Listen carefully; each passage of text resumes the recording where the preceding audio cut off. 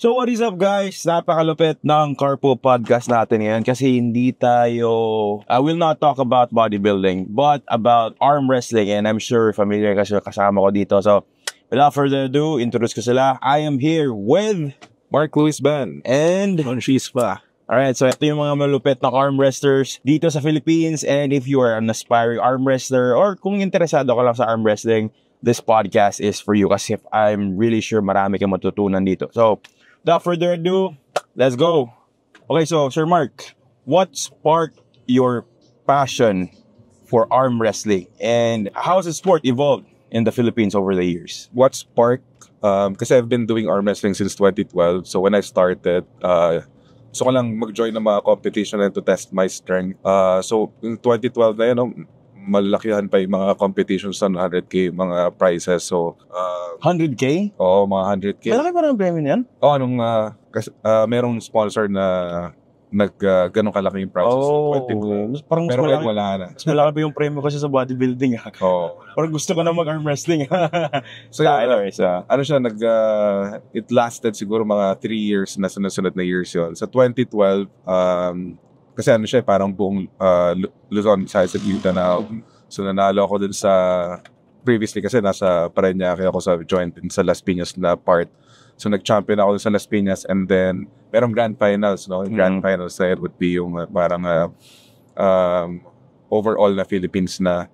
So that time, siguro mga nasa 22 years old ako noon. Tapos ako pinakamali, tapos lahat puro mga malalaki kasi open weight yung open weight sinalihan ko. Hirap niyan. So yun, natalo ako nun, pero I placed third. So ayun yung parang nag-spark sa akin na di pwede to. Kailangan ako pinakamalakas. Nag-third ka pa sa open weight crack. Ako yung pinakabata. Tapos and then nun, research ako ng arm wrestling, yung totoong procedure. Yung lahat ng technique talaga. Techniques, yes. And then, yun, nagpunta ako sa mga ibang bansa kasi time na yun, hindi naman siya parating tournament. Ako, I'm really eager to learn yung kung ano yung paano talaga yung arm wrestling, paano ako lalakas, paano ako mag-grow dito sa sport na to. Kasi napansin ko na talagang sinusuportahan din ako ng mga magulang ko ng time na yun. Tsaka, ayun, nakikita ko na meron akong potential dito sa laro na to. So, ayun, doon nag-start na yan, and then tuloy-tuloy na until now, continuous pa rin yung learnings kasi arm wrestling kasi napaka-complex niya. No? So, hindi lang siya sideways na. Hindi lang parang ganun lang. Oo, hindi. Ang dami mga micro-movements.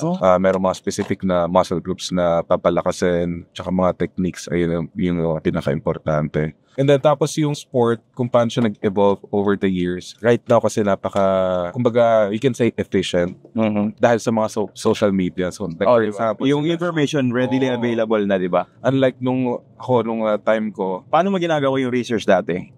Siguro YouTube, tsaka parang binibase ko dun sa mga bodybuilding ng movements. At pwede yung kasi sa muscle group na yun.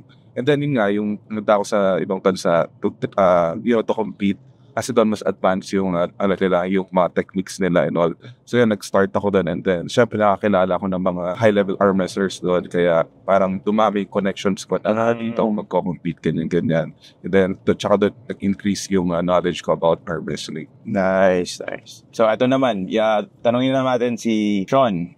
Okay, Sean, what sparked your passion for arm wrestling? Sa akin naman siguro yung pagiging competitive ko lang. Galing kasi akong bodybuilding Tapos parang so bodybuilding yung unang sport mo? Nice. Hindi yung una, pero yun yung parang pinaka-formal sport ko na nag-compete na ako. So yung sa bodybuilding kasi parang hindi mo siya kontrolado Parang nasa judges yung manalo ko hindi. So makes sense. Sabi ko, hindi ko trip to Gusto ko, kasalanan ko pag natalo ko. Manalo ko. Dahil din sa akin, parang gano'n. So, nung natry ko yung arm wrestling, parang sabi ko, parang ito yung bagay sa akin.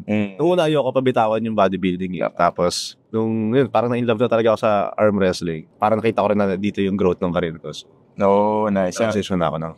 Okay, kaya pala. So, ito tanong ko sa yung dalawa. How many years have you been into arm wrestling? Ako naman, so 2012, medyo matagal na.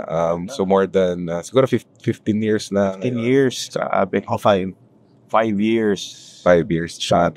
Okay, kaya pala ang lalaki ng forearm, di ba? Kaya kanina, nung nag-handshake kami, parang mabali yung kamay ko Alright, Mark, tingin mo, how has the sport of arm wrestling evolved in the Philippines over the years? So yung sport kung paano siya nag-evolve, no? So mas maraming competitions ngayon. Unlike nung dati, yung competitions previously kasi parang hindi siya regulated, mga walang rules, gano'n. Laro-laro lang. Like yung sinalihan ko nung back then in 2012, actually ano lang yun very prone sa injury yung mga, tsaka yung mga referee, binibase sila dun sa kung ano yung nakasanayan na gano'n. So wala yung Standardized. hindi standard yung yung nangyayari before. Unlike ngayon, mas na kasi 'di ba, available yung social media, alam na natin kung paano yung mga refereeing, yung kung paano yung mga movements na safe. So mas better ngayon as compared to sa dati.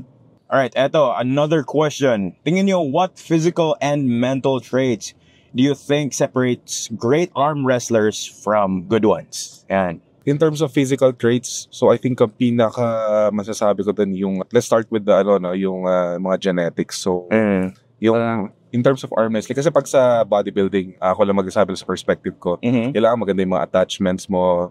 Which is true. Which is true. Sa arm wrestling naman, doesn't have to be, hindi kailangan na malalaki yung muscles mo. Yung hand size mo, yan importante. At saka yung wrist strength. Yung thumbs mo malaki. Tsaka yung forearms. Kung malakas yung forearms mo, biceps mo malakas. So, ayun yung parang advantage mo physically. Kaya kung mapansin mo, yung mga malalakas sa arm wrestling na kahit hindi pa nagtitrain, yung mga makikistay may mga manual labor, magagano ng mga gulong, kasi parati silang may inaala dun sa grip nila. Parang indirectly trained yung grip form din. Correct. Yung mga extensors na may hirap i-train pag bodybuilding lang talaga. Okay, so na-cover ni Sir Mark yung physical traits. Si naman, si Sir Sean, ano yung mental traits na dapat meron ka in terms of arm wrestling? Sakto yung nabanggit niyo sa mga advantages ng mga physical.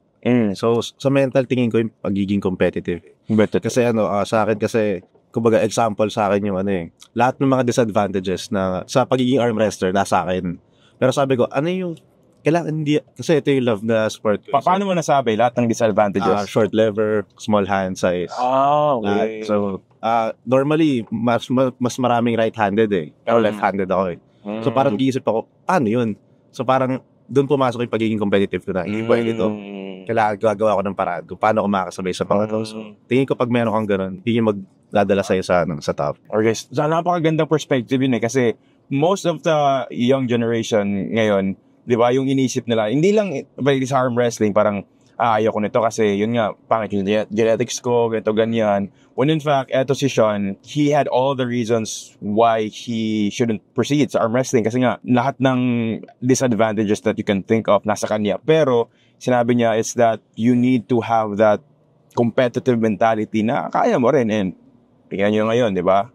Ganun lang yun, guys. Right. Tama yun. Ako din, actually, nasa disadvantage din ako pagka pumunta ako ng ibang bansa. Yung arms ko, nasa average lang. So, ayun.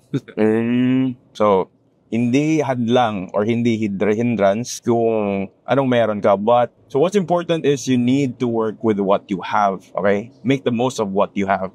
Ano lang talaga.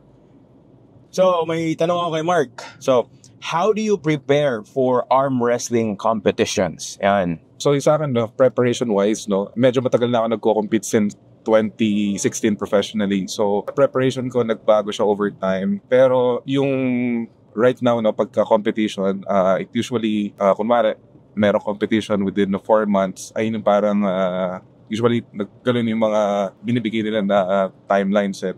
So, pagka ganon, ang training style ko would be training blocks. So, parang for the first month, hypertrophy. Tapos, second month, strength. Tapos, training specifics for arm wrestling na rin yung mga pinaka-max effort for the last remaining months ngayon. And then, yung pinaka-rest ko is 2 weeks prior to the tournament.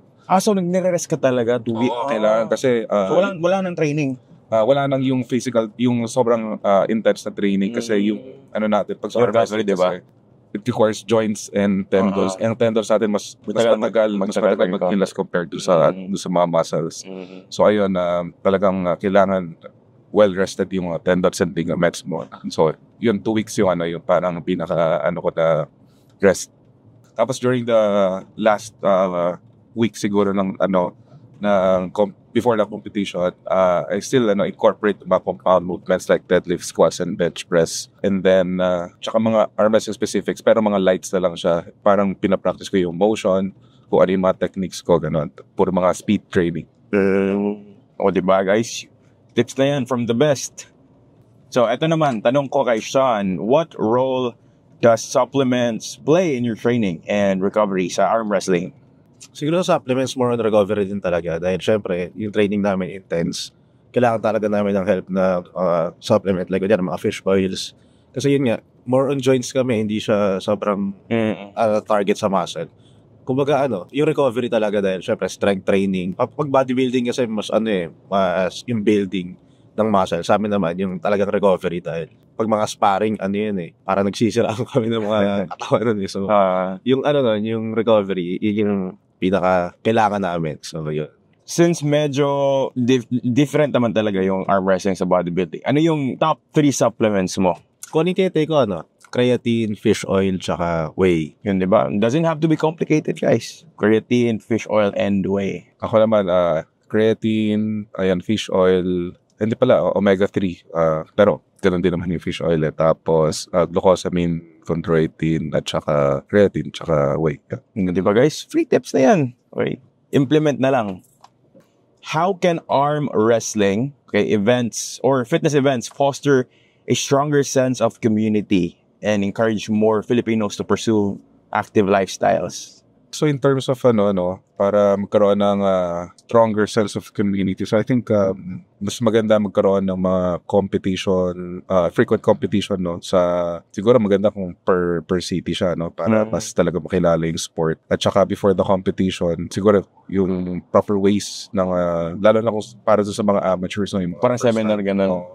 Seminar kung paano hindi ka mapapalian or kung ano yung tamang pag-pull sa arm wrestling kasi ayun nga mabilis maputulan ng buto. Hindi sa tinatakot kayo, pero kasi pagka nag-arm wrestling ka lang out of the blue, really some risks with it. Pero same lang din naman sa bodybuilding. Pag wala kang preparation, yung ego lifting, kumbaga ganun, i-injured ka talaga. So again, prevention is better than cure. So lamang ang may alam, tandaan niyo yan. Agreed. Hindi lang yung ganun lang. Kasi natry ko dati, ganun, parang na-injured yung shoulders ko, yung elbow ko sakit. Ikaw may ma-add ka doon? Sa amin naman ang ginagawa namin is yung Dio series. Oo, solid yan. Ganon. Inaalam namin yung mga, titig namin kung ano yung sa community nila, ano yung mga ginagawa nila, ano yung difference nila sa ganito. So, pinapakita namin kung ano yung mga masasayang parts para maingganyo yung mga ibang kabataan. So, magugulat na lang kami, may mga sa ibang lugar ini-invite na rin kami. So, parang feeling ko nga iba't ibang part na ng Pilipinas meron. Actually, yung arm wrestling community sa Philippines, growing talaga Lalo na sa kabataan na nakakaingganyo talaga schools, di ba? So, yung nasabi ni Mark kanina, yung sense of parang pagiging competitive, which is healthy competition naman rin. Kasi in a way, parang mapupush ka sa sarili mo na mag-strive talaga to be better. Kasi gano'n naman talaga. Tsaka I agree doon, kasi parang sa school talaga nag-start kasi ako during high school nagaganyan na din ako So, just to share lang, yung last Sunday na sparring namin nila Sean, merong mga pumunta doon ng mga bata, siguro mga 13 na, 13, 14, 15, tapos sinatin sila na magulang nila. Grabe, supportive talaga parents. I was very thankful na talaga sinusuportahan sila ng magulang nila kasi they think na talagang nakakatulong to sa kanila. So, diba, instead of yung mga anak nila, naglalabas, very pro sa mga drugs. May ML, gano'n. Well, wala na problema sa ML. Balance na talaga. Mas mainam pag mayroon kang active lifestyle. Okay, so what are the biggest misconceptions about arm wrestling as a sport? And how can you encourage people to see it as more than a test of strength? Ayan, so I think magandang katanungan ito, kasi ang daming mga tao, although syempre na siya sa mga YouTube, andun na siya sa mga TikTok, ang dami pa rin mga nagbabash na, kasi diba, pag sinabi, arm wrestling dapat arms lang gumagalaw. Bakit kasama yung katawan? Ayan, yung pinaka... Yun din nga nasa isip ko kasi wala naman ako alam dyan. So yun, kasi ginagamit yung katawan para mas ma-prevent natin ng injury kasi pag kamay na yung ginamit natin, mas na-focus yung tension dun sa humerus, yung bone na to, which is yung napuputol kapag So ayun, siguro ayun yung parang pinaka-biggest misconceptions na dapat arm wrestling arm lang talaga. So hindi. Ang arm wrestling kasi is a whole body na movements yan. So dyan yung core, dyan yung back muscles mo. Believe it or not, merong legs yan nakasama. So hindi lang siya parang na-emphasize, pero kasama siya para dun sa motion na yun. Kaya nag-squats pa rin yung mga arm wrestlers kahit sinabi nila na puro arms lang naman kayo. Hindi. Nagla-legs pa rin kami. Kaya si Sean, laki ng legs eh. Siya ng squats ng mga 400, grabe. Grabe, 400. For beginners sa arm wrestling or arm wrestling enthusiast, ano yung mga exercises or routines na pwede nilang idagdag sa arsenal nila to prevent injuries and build strength arm wrestling? So, number one, to learn muna siguro yung sport na arm wrestling para makita nila kung ano yung mga proper movements. And then from there, pwede sila mag-research pwede sa YouTube or sa mga TikTok or sa mga nandito na sa PH na nagpapalaganap ng arm wrestling. So meron na doon mga videos kung ano yung mga pwede nilang palakasin. At saka it doesn't have to be na kailangan mo ng maraming mga equipment. So yung nasa gym lang pwede na yun eh. Pag meron kang judo belt, meron kang kettlebell. So as long as malaman mo yung mga proper movements and techniques at saka yung proper way to exercise, ayun, pwede ka na lumakas sa arm wrestling. Yun. So ano yung mabibigay yung arm wrestling specific exercises? Medyo mahirap siya i-demonstrate, no? So, pero kung if we're talking about science, is nandito si Smart Fit based on science. No? Wala ko alam dyan sa arm wrestling, ah. So, yung mga movements kasi based on science, more on supination, pronation, wrist cupping, so yung mga MA extensors na part. So, yung mga movements na yun, ayun yung mga pinaka-main arm wrestling na exercises na pwede mong gamitin. So, napakadaming variation yan na pwede kang pumili. So, ayun yung pinaka, cupping, pronation, supination, tapos yung ulnar deviation, tapos tinatawag na rise. Ganun. Ganun na. How has the Filipino fitness community's perspective on supplementation evolved? And what do you think still holds people back from fully embracing it? Regarding sa experience niyo from dati na halos yung supplements compared dito, I mean ngayon na readily available na lahat. Ganang tanong yan kasi siguro if we go back mga 10 years or 5 years, supplementation dati pagka sinabing creatine, steroids eh. Diba? Yung marami misinformation dati. Ngayon kasi dami nating vlogger like si Smart Fit. Yun. Ini-educate nila yung mga tao. Thank you. The correct, paano siya ginagamit, paano saan siya. So, I think ngayon as compared to dati, mas better, no? Siguro, in terms of holding back, I think siguro baka wala pa ng YouTube sa kanila, TikTok sa kanila, or hindi lang sila educated sa mga supplements. And siguro yung sa financial debt, kasi syempre, diba, although yung supplementation is a way para doon maging efficient ka doon sa mga nutrients na tinapasok sa katawan.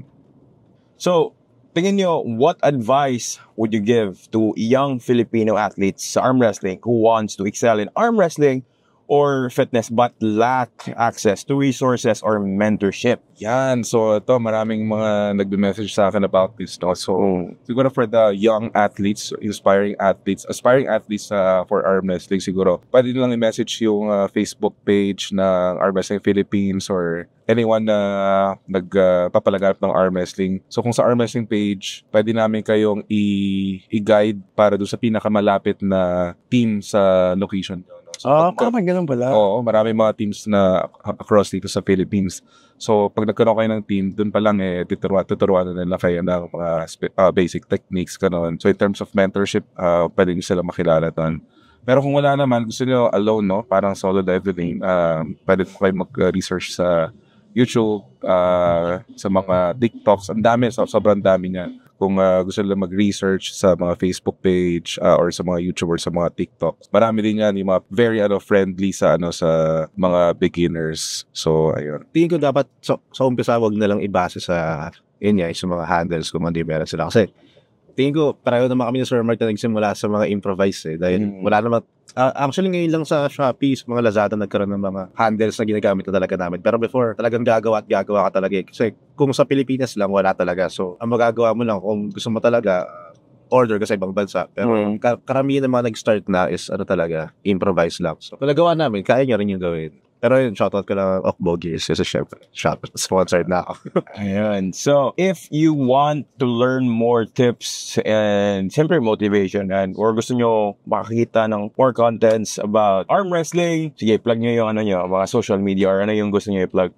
Isa akin sa Pinoy Pullers page sa Facebook. Sa akin naman ng Arm Nation sa Facebook at TikTok at sa YouTube. I hope you learned a lot dito sa Carpool Podcast namin. Napaka-interesting. Marami din ako natutunan kasi ako wala talaga akong alam sa arm wrestling. And eto guys, one thing you have to have as a person is that you need to be an empty cup always. Kasi you are either learning or you're dying. Or in life kasi, learning never stops. So, mahirap pag nasa isip mo, alam ko na yan, ganito, ganyan.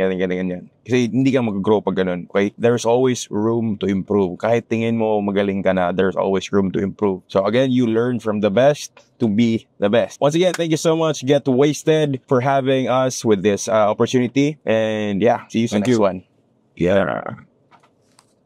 Liit na forearm.